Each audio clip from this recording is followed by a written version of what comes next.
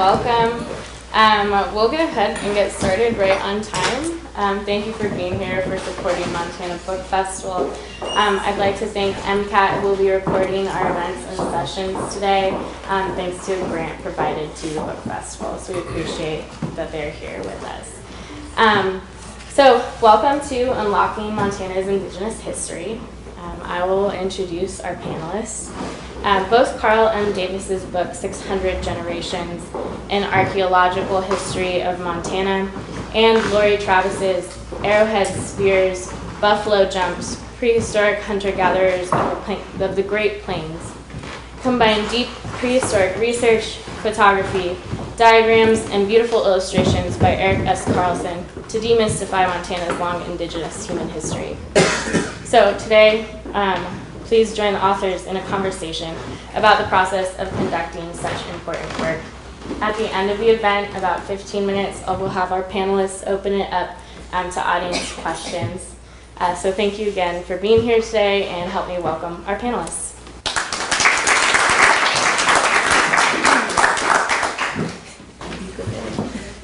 We're novices at this, so yeah, we wanted to talk today a little bit about the process of creating a book about Montana's indigenous past and maybe a few of the trials and tribulations. And you know, we live in a society where the other is significantly marginalized a lot of the time.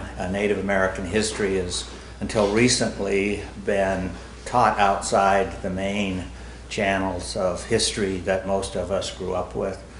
And as our professional lives, we've given countless talks, and it's very clear that people have not a lot of familiarity about Montana's deep past and how the native cultures that are here alive and vibrant and present today came to be here.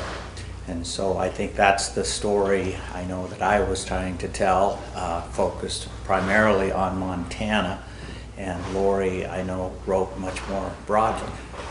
Right. I wrote broader because I was trying to get children interested into it. As he said, there hasn't been a real history of prehistory being taught in some of the schools. We're one of the 4 states that has Indian education for all, where it is legislated that it must be in the curriculum.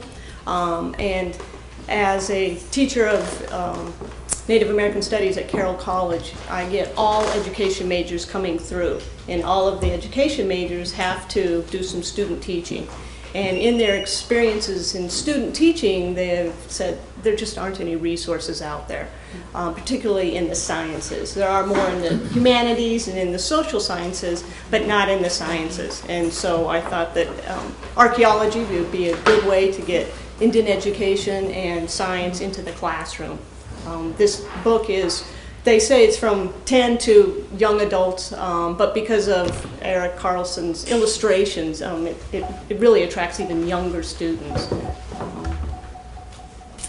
And we hope that Eric could be here. He's the illustrator par excellence. He's a local artist and does fantastic work. But he's also a world-class illustrator. Not only has illustrated our books, but illustrates for National Geographic and others. And he's a very engaging and very interesting Missoula artist. But he works right now in Glacier Park National Park and couldn't come down to join us. When I started on this project, one of the most compelling things was, of course, to find a publisher. And that I have friends in the publishing and writing community here, and they gave me lots and lots of support and encouragement when I was really discouraged, because indigenous history is, particularly deep indigenous history, is sort of relegated to the sciences. I had somebody tell me it's a niche kind of a thing. And so the biggest thing that I encountered in sort of shopping the manuscript around was there was already a volume, a very good volume about Montana prehistory, and why would the state need more than one book about Montana history? I was literally told that by 3 significant publishers Finally, a colleague down in California who's a rock art guy said, quit fussing with academic presses. They think they're the arbitrators of truth. And you're trying to reach a general audience, and you need to work with trade presses, which there are plenty of, really high quality and reputable. And so in my case, I work with Riverbend Publishing out of Helena, Montana. And it was a learning experience for me. I published plenty of scientific papers, but never a book about science, and try and bring it down to the level that people could understand. And so my audience is a little different than Lauri's. Lauri's covers, hopefully this would be of some interest to somebody that's the age 10. I'll tell you, the age 10, I would be devouring both of these because I've loved archaeology since I've been that high. But it's more the audience that comes to this subject with a little bit of knowledge and interest. And I didn't really want to dumb it down per se. Sometimes we joke in the archaeological profession that to get people to relate to archaeological sites and cultures, you know, it's the Indians camped by the river and ate deer, you know, and it's like, really, that's the only story we have to tell here? But I think that's what we constantly face in trying to bring this information and the complexities of Native American cultures, both in the small scale, geographic scale like Montana, but particularly in the global scale, and certainly the scale of Western Hemisphere societies. And the people in Montana were drastically and definitely influenced by cultures that were as far away as the Middle Missouri area, far as away as California, the Northern Great Basin. But sometimes we get so neck down on what we think are Plains Indian cultures, living in teepees and racing around chasing buffalo, that we miss this bigger, what is, you know, fashionably called big history. And so I think both of our books tried to put it in a larger and more relatable context. The reason I chose a children's book is, as my children were growing up, they're now young men now, but 20 years ago, when I was trying to tell them about what I did for a living, there really weren't any books. There were a few books on, you know, monumental structures and big civilizations, the Mayans, the Incas, the Egyptians, but nothing on hunting and gathering. And then 20 years later, there still wasn't anything. So I felt like I was filling a void that was really needed to tell about the hunting and gathering. There's more to archaeology than just big monumental buildings. The second thing I wanted to do is, as a college professor, I'm always amazed and a little bit horrified at the lack of critical thinking that students can do. And I think, you know, the sooner we instill that, the better. And this sort of incorporates that. It gives them skills to do that critical thinking. You can talk to students. When my kids were growing up, I would go into their schools, and there wasn't a single kid that didn't love holding a projectile point or hearing about mammoths. I mean, you can really capture their imagination when they're this young, and if we can get them when they're that young, you know, even better. And as I said, the critical thinking, you know, you go in and talk to them and you tell them about these big mammoths, bigger than elephants, and they have these big tusks, and they have feet that they can kick with. They're very dangerous. And then you tell them about the spears with the arrowheads on the end, the spearheads, and you say, okay, how do you get one of these giant, dangerous mammoths with a stick with a sharp piece of rock on the end of it? He gets them thinking about it, and then they start to imagine about it, and they can start going through this critical thinking process. So there's one of my objectives. Yeah, I gave a talk at a rock art site that my partner Sarah Scott and I worked on outside of Helena, Montana, and we took countless people to see the Hellgate pictographs. And I'll never forget that this man was very fascinated, and we Sarah in particular talked very knowledgeably but very plainly about what was happened here in the past and its importance. And the guy, as we were walking back to the truck, he sidled up to me and said, "Boy, this was really fascinating and I really learned a lot." But he said, "But where do the cavemen live?" And I thought, wow, you know, we've done kind of a major disconnect.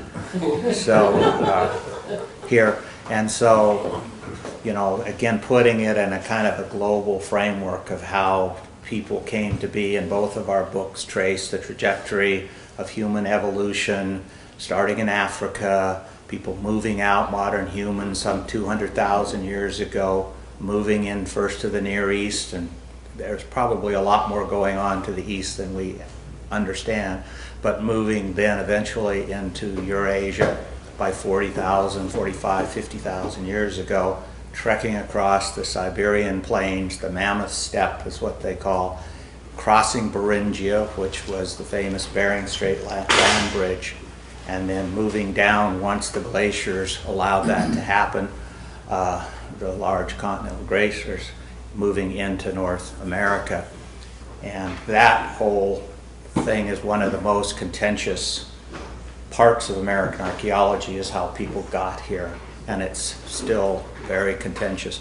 I happened to work in graduate school at a place called Meadowcroft Rock Shelter, which was at the ground central for the early debate about Clovis people, which people thought that was the first culture that came to the Americas, and they make these beautiful spear points, and there's lots of Clovis sites around. But people began to find pre-Clovis evidence that people were here earlier than 13,500 years ago.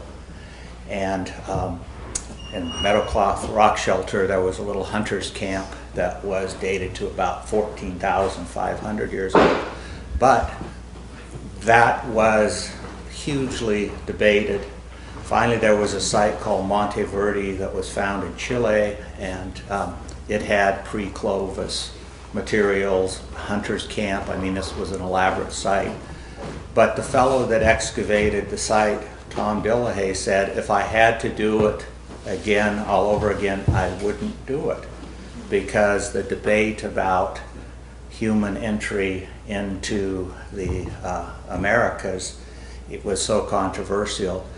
And now we know that these pre-Clovis people were the first pioneers that came in, and they were a sort of disparate group. And then the Clovis culture is the first well-known horizon of people, sort of the settlers, if you will. But even now, we have just heard of a 16,400-year-old site called at Cooper's Ferry in Idaho. So, and it's wonderfully, it's a real live pre-Clovis site. So I say 600 generations in the book, which calculates to about 15,000 years.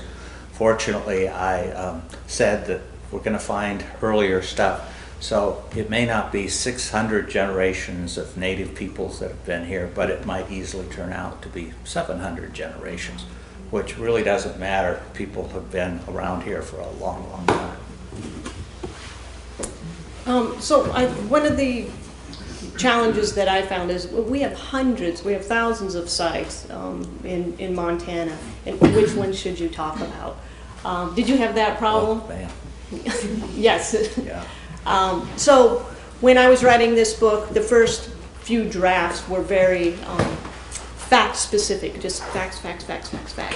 And the editor said, what little kid's gonna like that? You gotta throw some stories in there. You gotta get, do some personal things in there. What happens when you're in the field? So it came down to a lot of the sites that I personally worked on, which was great because then I could tell little stories about each of these sites. How did you choose? Well, I've been thinking about this book for like forever. And so I had sites that kind of resonated in my mind, because my book is written, I think like Lauri's, chronologically to bring it up to present. But there were just some key sites that all Montana archaeologists kind of know about, but the fillers were a little hard to find. But Our books span 13,500 Clovis to the present, to the basically reservation period archaeology. So an incredible span of time. But my publisher just recently quipped about, well, we ought to think about a book that fills in all those spaces in between. I don't know that would be that interesting. But the point is, there are many significant sites that both of us have just left on the table. There's a wonderful antelope processing site called Lost Terrace, where antelope depredation by human populations was really critical at times, but I couldn't cover that. There's a wonderful site called the Sun River site, which is outside of Great Falls, which is about 8,000, 7,000 years old, and you just had to leave that on the table. And each of those sites would have a story to tell, and particularly when you bring in tribal people to look at what you've written and to make sure that their piece is considered. And I think that's kind of the hubris of, I will speak for myself now, me writing the book as a non-native, and I'm hopeful that these books will lay the groundwork for a next chapter where we have Native American archaeologists writing the same story or different story, the way they think that needs to be told. I think that we just felt like until you sort of got the story kind of out there broadly, and that there needed to be more than just one book about Montana archaeology. So I'm hopeful. My tribal friends, Francis all got the book, and he looked at it, he said, oh, because I kept telling him about my wee book. He goes, oh, this is your wee book. I think his implication, I'm not going to write this one this way, this thick, whatever. But, I think that that's the goal of all archaeologists, is to certainly engage the Native American community here, but particularly let them now take the lead and tell the story in their own time and way.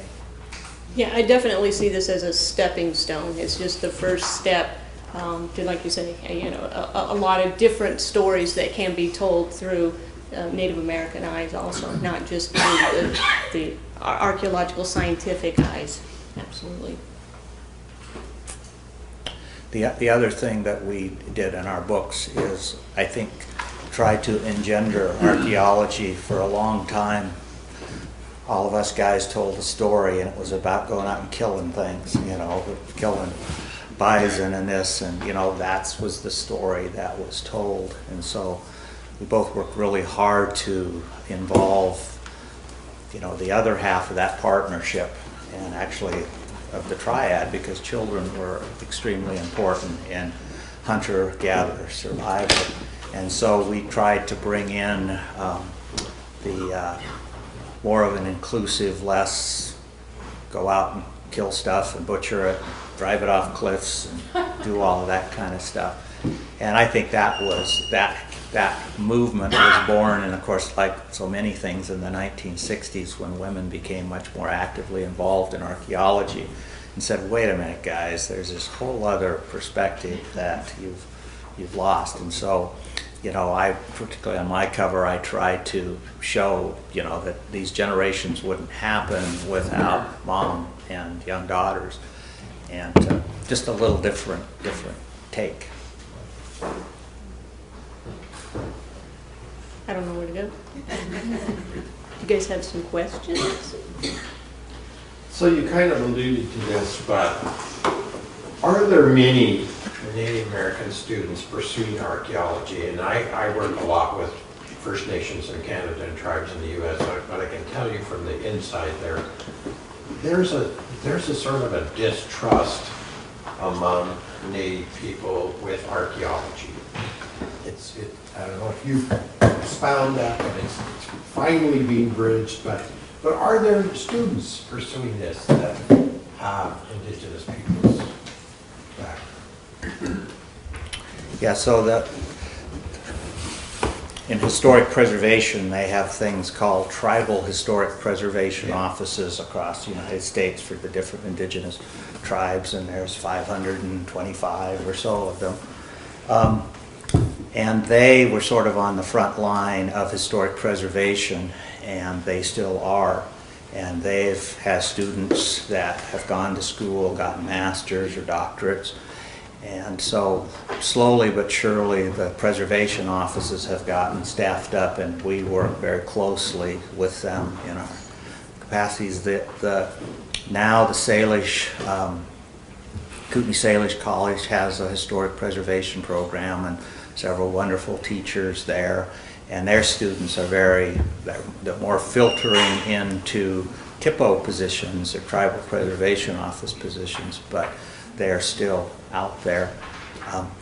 The Blackfeet have a field school that's run by the University of Arizona, and they have become deeply interested in their history and archaeology through that program. It kind of irritates other tribes because, archaeology had a long and sordid history of digging up archaeological sites without considering the wishes of American Indian peoples. And I don't know that we will ever overcome that legacy, but I think that tribes are beginning to understand that that is helpful in their identity. It certainly has been helpful where I worked at one time on the Oregon coast in Indian claims cases. So I think they're beginning to see the value. So it's baby steps, but it's a work in progress. But I honestly think that there's, particularly with the passing of a generation, our generation and the next, who are totally into technology and all this fancy stuff they can do with archaeology, I think that at some point, like I say, maybe 5 years from now, 10 years from now, it will be a native person sitting up here talking, not me. For the last 10 years, we've been having an archaeological field school in the Big Belt Mountains with Carroll College. And for all of those 10 years, we've invited many of the reservation TIPO officers to come out and take a look and to collaborate with us. And there really hasn't been any interest until the last, I guess, 2 years, 3 years. Several of the groups have come out. They've seen what we've done. They've talked about having partnerships. So I'm with Carl that it's baby steps, but I'm very hopeful that we can get some partnerships going, get some of their students out, some of our students up there, all over. I think partnerships are the way to go. Yeah, I'm heading in a couple weeks up to the Blackfeet Reservation to record rock art. And the way that works is we work carefully with the tribes, working with a rock art specialist that's been working out here forever. But they look at our research design. We have a tribal liaison that is funded through the project, or several. And the liaison has got a master's degree. I mean, he knows as much as I know about this stuff. So, they will accompany us. And of course, because the site sits up on a high cliff and we can't do conventional recording, which I move a ladder up and do tracings or whatever, we're going to use a drone. And of course, the tribal, and I say kids, they're really not kids, but tribal kids, they got drones. We're bringing in another person with a drone to help record. And so just to watch this collaboration and kind of interface between, and it's all about technology and data, and so you just cross cultural boundaries just by this very approach. So I'm really excited to watch that kind of unfold. I'll just look out for grizzly bears while they do all the work. Right, and when these TIPO officers have come out to join us in the field, we have told them, as you said, as he was talking about our research layout, what we're doing, how we're doing it, what our questions are, and they have had a lot of interest in our questions, but they also said, what about going a different direction? How about, we're more interested in traditional plant use. How about going that direction? And so, which great, yeah, we would absolutely like to go directions that they are interested in also, not just us. I mean, it's their prehistory, their history, not ours. And so we certainly want to have those collaborations. And in my book, I try to end with what's called traditional cultural properties, which is in preservation parlance, which basically is highly significant places that are still used big time by Native peoples. And that actually applies to any ethnic group, but mostly it has been applied here. And so places where there is ritual gathering of plants, or there is important fisheries, or a variety of different things. And those places then, under federal law, under the National Historic Preservation Act, can be considered for appropriate protection, preservation. And so a place like Kootenai Falls, if you go up to Libby, is just a powerful place for anybody, but it's really one of the more powerful places in the Kootenai of Montana. Of course, the one that we're most familiar with is Badger 2 Medicine, where we're locked in a huge battle to finally not have leasing in that particular area of the Front Range, because that's a Blackfeet traditional cultural property of real significance. So I try to, sometimes tribal people have been treated as though, this is all in the past, but they're very much with us alive and very engaged in politics. And I tried to emphasize that also with talking about reservations, because a lot of people don't really realize that there was this horrible thing called the Dawes Act, in which vast amounts of tribal land went out of Native ownership, so white folks could settle. And that was finally eliminated, but by then millions of acres had gone out of tribal possession. And is that relevant? Well, yeah, it is, because we're trying to pass a water compact on the reservation, and a lot of people don't really understand what having that private land and why they have it within the interior boundaries of a reservation. So I think a lot of this stuff that we talk about in our books feeds right into what's going on today. Bison management is another huge one, the federal bison range. Why we don't give it to the tribes, I don't know, but anyway, yeah. Kind of along those lines, I'm enrolled with the Little Shell tribe, and we have a guy, Dwayne Reed. He's like our cultural history, I'm not sure what his title is, but he's working with the Keystone Pipeline people up in the Northern Plains to map sites that might be in the path of the pipeline and he's using satellite technology to do it. And he said the Keystone people use NASA satellites to determine what they're looking at, like beneath the surface of what is currently the surface. And he said, and I'm only saying this to quote this excellent quote he dropped, he said, but I use this app that uses Google Earth, which has a higher resolution than what the NASA satellite said. And they're finding stuff that the Keystone people said was not there at all. And he said, you just got owned by a trash can Indian with a cell phone on, which is great. But that's another thing that I find problematic, is the conflicting technologies, the official technology versus what is available even commercially, if we want to talk about Google.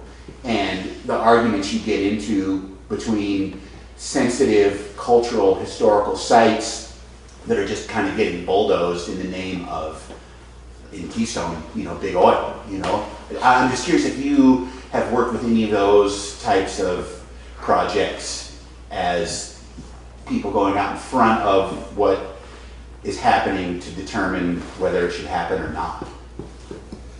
Yeah, speaking for myself, as a federal archaeologist, that was the only way historic preservation was ever going to be part of public land management. And that program started in the late 60s with the passage of the National Historic Preservation Act. And then finally an executive order passed by President Nixon that said, agencies, you need to get on board. But of course, what I spent my early years doing, and most archaeologists, is walking in front of timber sales, walking in front of road construction. My first full-time archaeologist job was on the Deschutes National Forest in Oregon, and the district ranger, one of the district rangers told me, I wish we could take all of you archaeologists and put you in Mount St. Helens and watch it go off. So it's been a rough go, and it still is. So, you know, I've been involved in timber sales, pipelines, and trying to figure out alternatives to move pipelines. But only recently have we really looked at indigenous knowledge in the way that we should in terms of getting out and looking. So we can go on the ground and for certain things that we're trained to look for, but we do need indigenous eyes to say, wait a minute, you know, you're walking over a place that's got a place name or a history that you would know nothing about, but it's definitely might be more important to save than that rock cairn over there. But again, that's a work in progress. It's been a tussle, and it hasn't been easy, and it ain't gonna be easy for a long time. Can you talk a little bit about tribal consultation when you're with the federal Sure. agency? Yeah, you know, basically, when I first started out, we didn't talk to tribal people. You know, when I started out in the late 70s, we knew tribal people. I worked on the Custer as a seasonal, and, you know, we had Northern Cheyenne on field crews and things like that. But to actually go to their council and say, we're doing projects, that really didn't happen until, you know, the early 1990s, where we would go up and say, we're doing a project. Do you have any issues of concern? What can we do to facilitate that? And, you know, works much better, but every year we go up with projects and say this is what's going to happen, and then the tribe comes down and looks at different things. What makes it hard is because we're dealing with hunting and gathering cultures, and there's multiple tribes that use the same land piece, and so sometimes it gets very complicated. Where I worked on the Oregon coast, the tribal coastal cultures were in river drainages, and so you could consult pretty easily. But here it's a little harder, but once you get that input, then you hope that that can steer the direction of you know, where the project should go versus where it shouldn't go. In my own research for this, for Native stuff, I've run into a lot of frustration as far as their tradition being oral rather than written. And I wondered if you had if you were able to find any good resources as far as their own take on their history, either oral or written. How did you deal with that? Or is that part of your story? Well, you know, for me, and I'll turn it over to Lauri, the only way is just to go out and talk on the ground. And so, like with the Blackfeet, and, you know, I have friends there, but so it's a little easier, but, you know, so basically why the project is then you just go and sit on the side of the hill and choose some grass and just let them talk, and they will let you know what's important and what isn't and so on. But it's the same way, that expectation, you know. And so what irritates tribal people in consultation is you go in and say, we need to know the information right now, instead of going in and talking and, you know, gaining trust, and then it works fairly well. But you can't necessarily document that. They're very careful about that. I was on the Helena where I was at the point where we could take tribal elders out and they'd say, we can't do anything over here. And I'd just tell the ranger and he'd say, fine. But in the officious world of historic preservation, well, and legalities, you know, where is the documentation, where is it? And it says, well, it's up here. But so we kind of run into problems with that. And I want to, add on to that. Like he said, you have to gain trust. As I said, we've been working for 10 years trying to get a collaboration. And it took 8-9 years to gain the trust and to show them what we're doing and what we're interested in and how we can help them. And it took a long time. Yeah, it took a long time to gain the trust and to collaborate, yeah. So I work at length. I'm a conservation biologist, so we could talk about Blackfeet for a long time. I was raised there. So here's the deal. The elders have told me through years, it took me 10 years to break into even having discussions about conservation with them. So you're right on track. I'm glad to hear you're doing this. But here's what he said. He said it's relationship first, then partnerships. In the white world, we want to roll in and tell them, we're going to be your partner. Well, it doesn't work that way. And so time, you have to commit a lot of time to that process. And so I know that you know this now. When you're young, you just don't think you can do that. But as you get a little older, you begin to realize, yeah, that's what it'll take. And I think the second important thing you have to understand, because relationship is so important, information they possess is privilege, some of it. If you think about it in that way, it's different. Then in the white world we say, I want your information, can you give it to me? And we expect a response. In the traditional ways most Plains people exist, information is privileged and it's parsed out as you acquire the right to possess it. And so that's why time is so important. Unfortunately, and you're with Forest Service, I used to be with agencies as well, they don't care about that. They want to get the project done and it's got a deadline and we have to prove it or disprove it by this date. And so there's a disconnect in the way these people groups operate on the time scale. And that's very, very hard to overcome. But I'm excited to hear, and I know this a little bit, the question I asked you was to hear you say it, but archaeology is becoming something that I think they're very interested in, but it also is very important that it be done at their proper time scales, and it's going to take generations. It's not going to be, I want to write a book or I got to get this report, on this Keystone pipeline. It's very, very hard to operate on those two different time scales. Question. What defines a site? I could be very efficient. Any locus of human activity.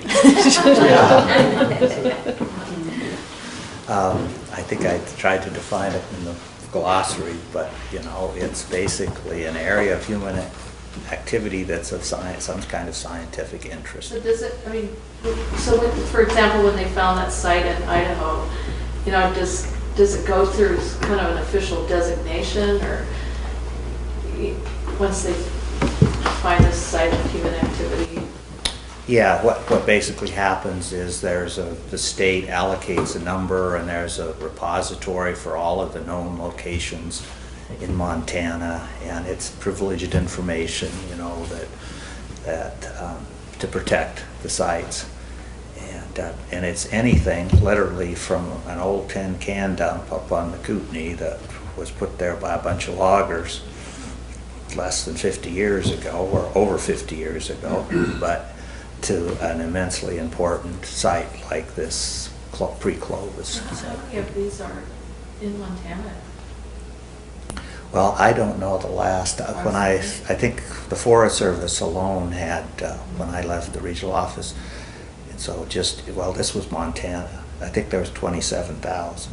You say 27,000. But that's from historic trails to buildings to ranger stations to what we call old camps called lithic scatters. So there's a lot.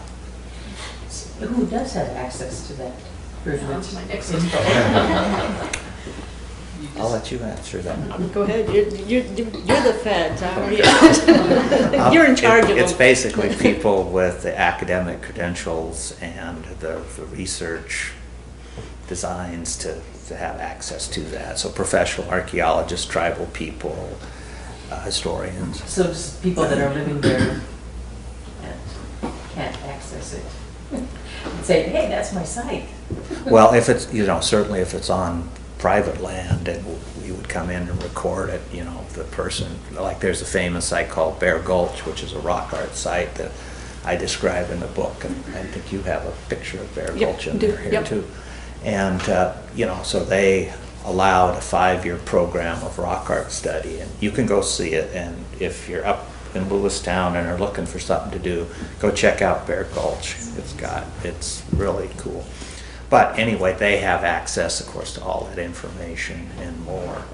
But otherwise, it's pretty well guarded. But there are several sites that people can visit. In fact, in the back of my book, I have several different sites that the public is encouraged to go see, for education purposes, and there really are quite a few. Nothing like 27,000. Yeah. So under the Historic Preservation Act, there is a provision to designate those sites too for certain protections. Could you explain that a little bit? We'll get to you in just a second. Yeah, there's no, under the National Historic Preservation Act, it's not an automatic because it's been deemed worthy to be on the National Register of Historic Places through that legislation. That doesn't mean it's automatically protected forever in perpetuity. All that means is that in planning, options to preserve and protect it are on the table. And so sometimes people think, and tribal people in particular, think that traditional cultural property designation or being listed on the National Register automatically means it's kind of off the table for any kind of disturbance or change, and that's not the way the law reads. And that was absolutely a bone that had to be thrown to get any kind of historic preservation legislation passed in the tumultuous 1960s. Yeah. Did either of you utilize a sensitivity reader in the editing process with your books, like bringing in people specialized in storytelling and making sure everything was, I guess, handled sensitively for moving forward in publication? I just had personal friends, Gotcha. and then of course the editors. Yeah.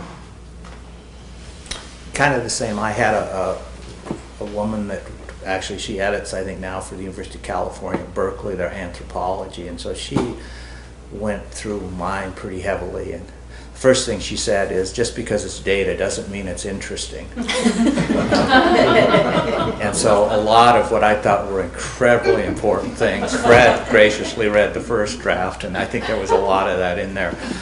So I had friends read it. I also had tribal friends, and a lot of for the sites in question, they all had input, particularly the Kootenai, because I really wanted to talk about the present Kootenai Falls, the importance of it.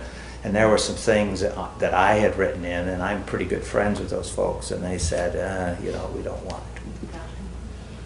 I found the hardest part was writing for children. I wanted to write facts, and they kept saying, this is just boring. If you're going to draw in children, you have to make it different than this. And so that was my hardest hurdle, is to put in the stories, make it more personable, something that children would like, not just facts. Yeah.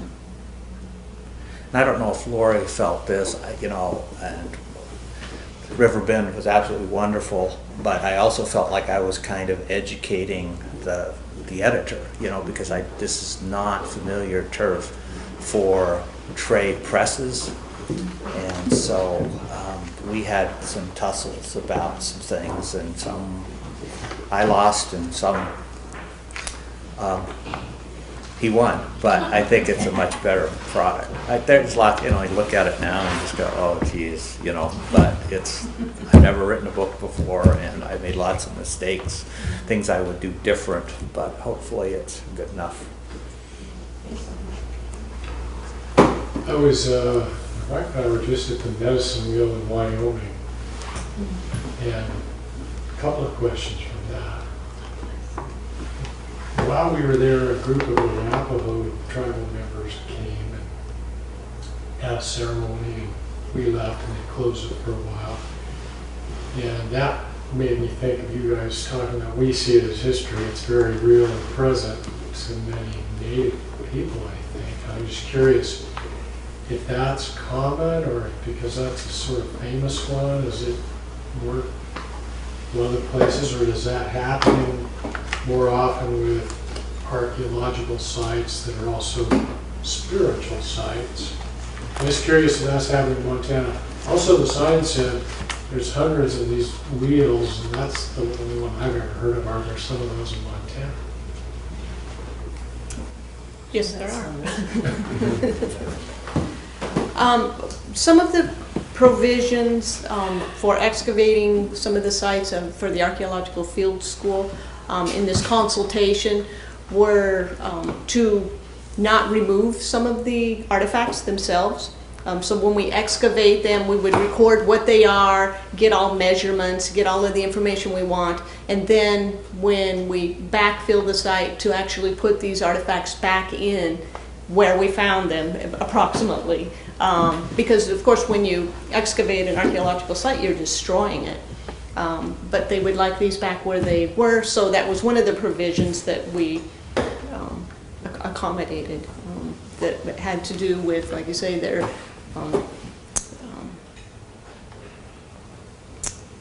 help me out here. No. You're on a track. Yeah. So my point is, it's not just the big, important sites. Even these were just lithic scatters. These were just common campsites, but they needed to be treated with respect, and also, like I say, put them back how we found them, the best that we could. So we could actually do our studies, but yet respectfully put back the artifacts. Are there common places that tribal people are gathering for spiritual, ceremonial, other than the medicine wheel, which seems common and well known? Yeah, very, very definitely. I think to me, the sad thing is, I think that was done for many years under, when people weren't around. I hate to say under the cloak of darkness, but I think that with the Preservation Act, with Indigenous people much more involved in historic preservation, they're out there now. In state parks, they use First Peoples for various ceremonies. Pictograph Cave, places that before they would feel marginalized, even though, that's their ancestors. So, and I think we're seeing, at least in my waning days with the Forest Service, we saw much more of that, to the point that people would, just to make sure we didn't have any trouble from folks that wanted to use an area, the tribes would even get special use permits to do that activity. Kootenai Falls is, of course, a prime, Chicago Peak, Badger 2 Medicine, but I think tribes are much more out there and asserting that these places have been ours for a long time. But like we keep saying, it's kind of a work in progress.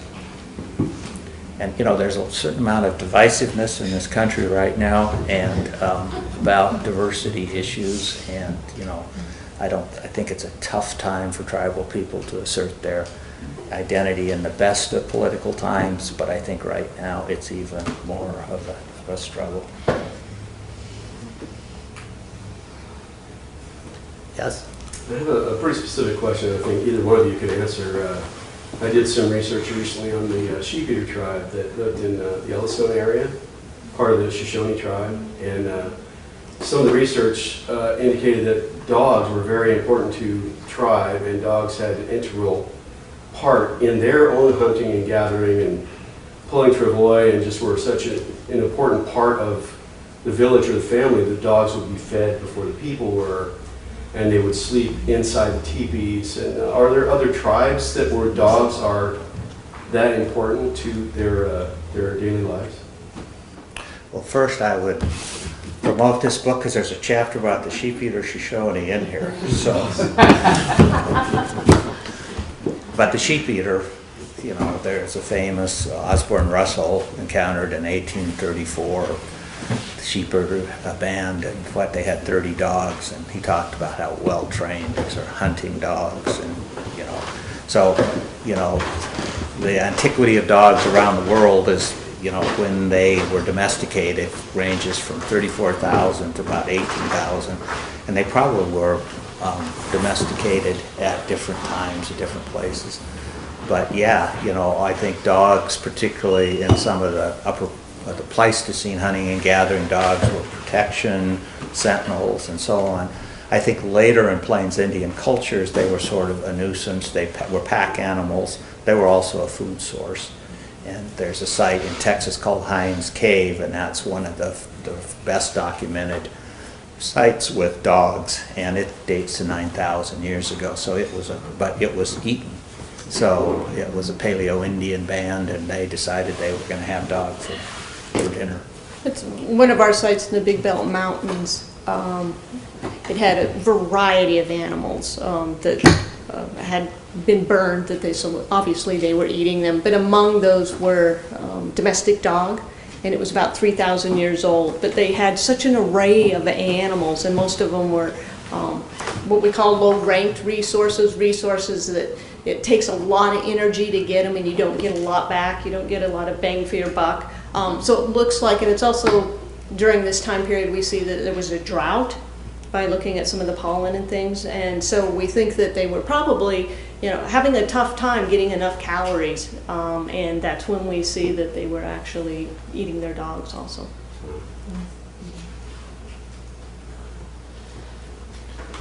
Any other questions? I don't have any clue what time it is. We're probably running short.